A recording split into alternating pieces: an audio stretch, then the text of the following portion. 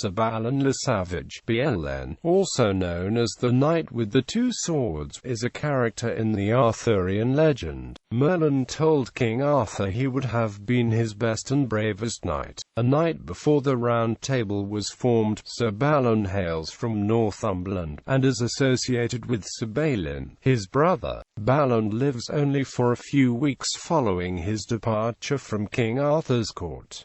The king is virile and strong. Near the beginning of his reign, Balin is a poor knight and has been in King Arthur's prison for 6 months. Just prior to his departure from court, a free man once more, his destiny is sealed by the arrival of a mysterious damsel bearing a sword that only the most virtuous knight in King Arthur's court will be able to draw. Balin draws this sword easily, and Sir Thomas Malory's 15th century account of his subsequent brief adventures ends when Balin and his brother Balin destroy each other in single combat, fulfilling an earlier prophecy about the destiny of the bearer of the damsel's sword. Prior to his tragic end, this ill-fated knight contrives to inflict a dolorous stroke with the spear that pierced Christ upon the cross, thus setting the scene for the post-Vulgate version of the search for the Holy Grail. Like Sir Galahad, Sir Balan is a late addition to the medieval Arthurian world. His story, as told by Sir Thomas Malory, is based upon that told in the continuation of the second book of the post-Vulgate cycle of legend, the Suite du Merlin, dating to the mid-13th century.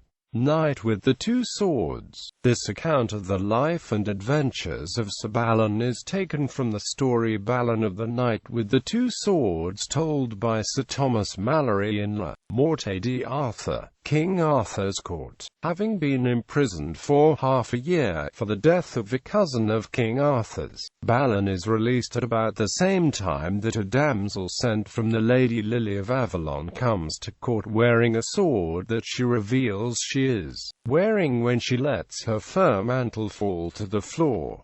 This sword can only be drawn from its scabbard by a truly virtuous knight, she claims. After many, including Arthur himself, have attempted to pull this sword out, Balin asks for a chance to try. The damsel is at first reluctant to allow a knight who has just been released from prison to attempt the trial, but she does, and Balin succeeds in drawing the sword and claiming it as his own. The damsel regrets her initial presumptuousness, but then further chastises Balin when he refuses to return the sword to her. She is not angry but concerned for him, because if he does not return the sword to her, he will suffer for it. The damsel leaves, but not before warning Balin that he will kill with this sword his greatest friend, the one whom he loves the best, and it will cause his own destruction. Shortly thereafter, the Lady of the Lake, in pursuit of a vendetta between her family and Balin's, arrives to ask King Arthur for Balin's head. She demands it as payment for Excalibur, the sword that she has given to Arthur. King Arthur agrees to pay her for the sword, but not to her demand for the head of Balin, whom she claims has killed her brother, or the head of the damsel, whom she claims caused her father's death. Balin, upon hearing that the woman who was the cause of his mother's wrongful execution is in court, impetuously strikes off the lady's head with the cry, "You wanted my head, and so I shall take yours." Balin justifies his swift action by making known his claim that the lady caused his own mother to be burned to death. Arthur is unimpressed by this plea, however, and insists that even were the claim true, Balin ought to have withheld his sword in the royal court, and against such a lady,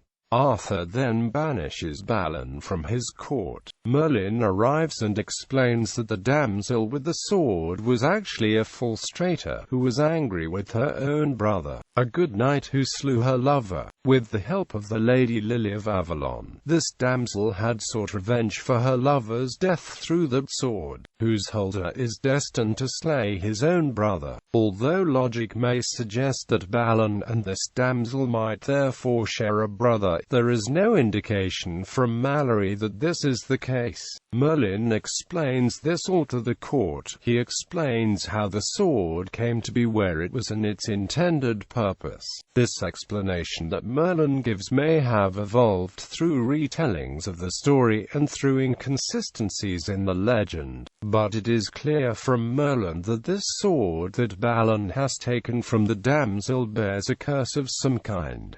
King Rience's tragedy soon begins to haunt Balin, one of Arthur's knights from Ireland, jealous that he was not the one to pull the accursed sword free of its scabbard, and with the approval of King Arthur, sets out in pursuit of Balin to slay him. Sir Balan kills him. This knight's damsel, however, appears suddenly and, overcome with grief, commits suicide by falling upon her lover's own sword. Balin then meets his brother Balin, who has come to King Arthur's country looking for him. They agree to set off together to do battle with King Rience, who has refused to acknowledge King Arthur as his sovereign and is making war against him. Balin wants to do this as a way of winning back King Arthur's love, but before they can leave on this mission, a dwarf appears, lamenting the death of the knight whom Balin has just killed and the woman who committed suicide beside him. The dwarf declares that this knight's brother will seek revenge on Balin. King Mark of Cornwall appears and builds a tomb for the fallen knight and his damsel. Then Merlin appears and prophesies that Sir Lancelot and Sir Tristram will do battle on this very same site, and that because of the death of the damsel, Balin will strike the most dolorous stroke ever committed by man, except for the stroke which pierced Christ's side on the cross.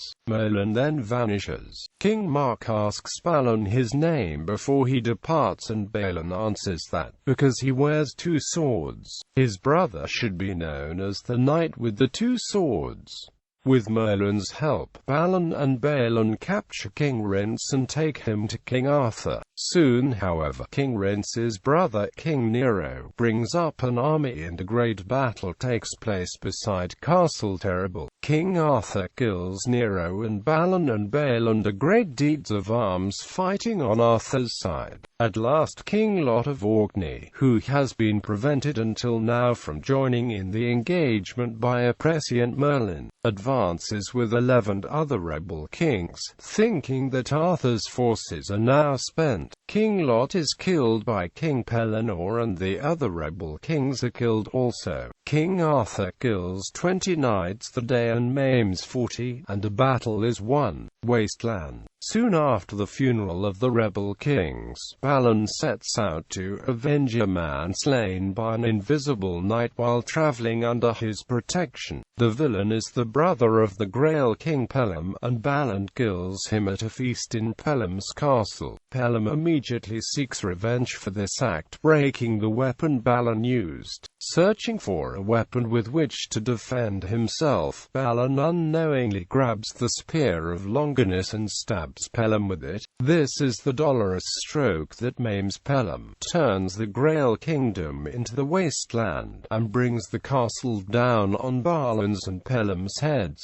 3 days pass, then Merlin digs Balin out of the rubble. Balin rides through the wasteland, receiving rebukes for causing such death and devastation, but as the days pass he finds himself in fairer countryside and at last arrives at a castle where he is compelled to fight with its resident defender. This defender is his brother Balin, who has earned this role against his will by killing the previous occupier of the position, in a situation that is reminiscent of that at the sacred grove of Nemi, as described by Sir James Fraser in The Golden Bough. It recalls, also, the duty that Sir Yvain acquires after defeating the Knight of the Fountain in Creation de Troyes Yvain, the Knight of the Lion, and one that Sir Tristram briefly assumes in Malory's La Morte d'Arthur. Unfortunately, neither brother recognizes the other. Balin is wearing unfamiliar red armor, and Balin has been persuaded to change his shield for a better one immediately before the duel. The brothers mortally wound each other, Balin outliving Balin only by a few hours. They are buried both in one tomb. Merlin secures this sword that Balin got from the damsel in a block of stone, from which it is drawn by Galahad at the start of the Grail quest years later. After Galahad's death, this sword passes to his father Lancelot, who uses it to give Gawain the wound that eventually kills him. Character and setting. Perhaps uniquely among the significant knights of Arthur's court, Balin never joins the Round Table, dying before that institution is founded, despite Sir Balan being proven, by his drawing of the sword, to be a passing good man of his hands and of his deeds, and without villainy or treachery and without treason. His distinguishing characteristic, as portrayed by Sir Thomas Malory, is impetuosity. Modern interpretations. Idylls of the King by Alfred, Lord Tennyson, were dedicated to the late Prince Albert and written over a period of 25 years. The final idyll of the epic, 12 to be published in Tages and Other Poems in 1885, was entitled by Tennyson, Balin and Balin. In this poem, King Arthur is concerned to help Balin to control his violent tendencies. Algernon Charles Swinburne, in his Tale of Balin, published in 1896, did not have to alter Malory's version of Balin's story very much to show how destiny governs human life. The story of Sir Balan is recast in Douglas Carmichael's novel Pendragon, published in 1977. In The Sword in the Stone by T.H. White, the young Arthur meets two hawks called Balin and Balin. Sir Balan could be the basis of Merlin's father Balin in the BBC television series Merlin.